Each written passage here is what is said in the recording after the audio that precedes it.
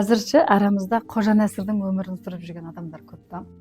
Бір күні Қожа Нәсір дейді, базарға барып 10 теңгеге бір жұмыртқа алады екен да, оны үйіне келіп пісіріп, онан кейін қайтадан оны базарға апарып 10 теңгеге сатады екен. Осылай бірталай уақыт өткізіпті, соны көрген маңайындағы адамдар сұрапты ғой, ол қожеке, сен базарға барасың 10 теңгеге жұмыртқа аласың, үйіңе келіп пісіріп, еңбектенесің де қайтадан 10 теңгеге оны апарып сатасың. Бұл сауда емес қой, сенің еңбегің қайда десе айтыпты ғой Қожа Нәсір. Әйтеу бекер жүргенше жұмысым бар ғой деп.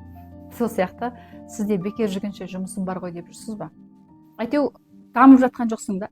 5 жылдың алдында, 10 жылдың алдында жұмысыңмен әлі жүрсің. Өмірің ұнамаса да әйтеу соны сүріп жүрсің.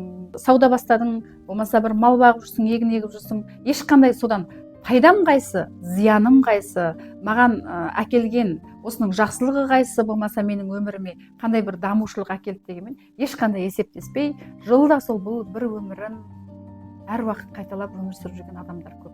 Бұл маған не пайда әкелді дегенім емес, әйтеу күнім өтіп жатыр ғой дегенмен айналысатын жұмысым бар ғой деп ойлайды да. Айналысатын бекер жүргенше бекер істе, айналысатын жұмысыңның болғаны жақсы, бірақ уақыт сені күтіп тұрмайды да, бір күні өміріңде өтеді. Біздің әр күніміз өткен сайын әрбір өміріміздің парақшасы жыртылып, өлімге жақындап бара жатқанымызды әсте есімізден шығарып алмасақ екен.